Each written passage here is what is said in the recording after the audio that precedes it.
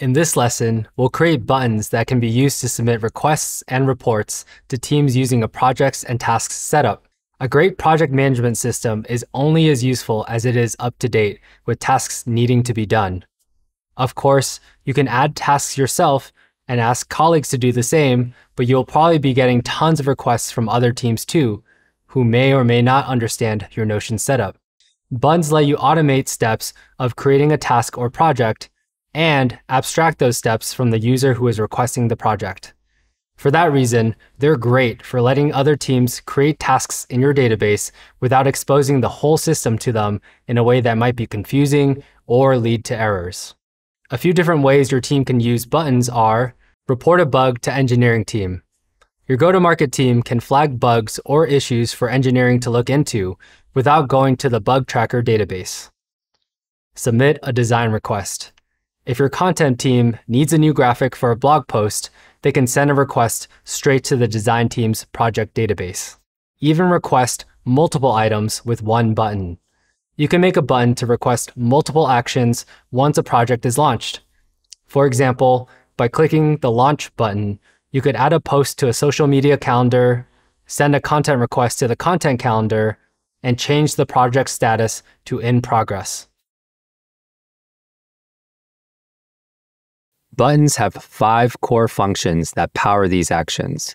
They can insert any block above or below the button. Any content blocks like checkboxes, bullets, toggles, etc. that you can use on a page, you can include in this text box. Add a page row to a selected database with any selected properties. Edit pages in a selected database.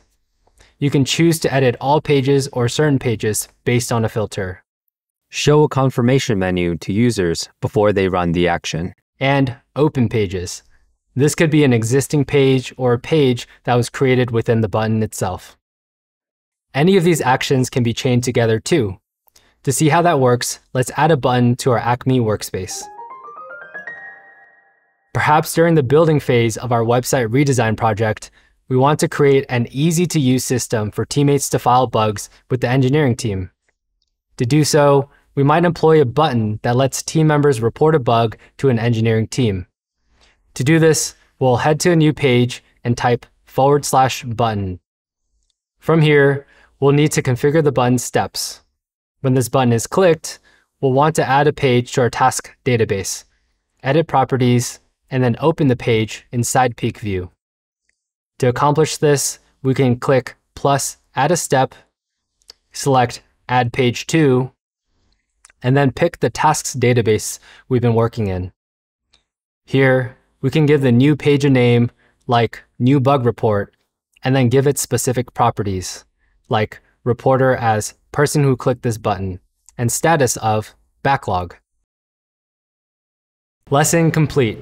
Here, we learned how to create buttons for submitting requests and bug reports, configure button steps, and a use case for creating an easy way for teammates to file bugs with the engineering team. Amazing work!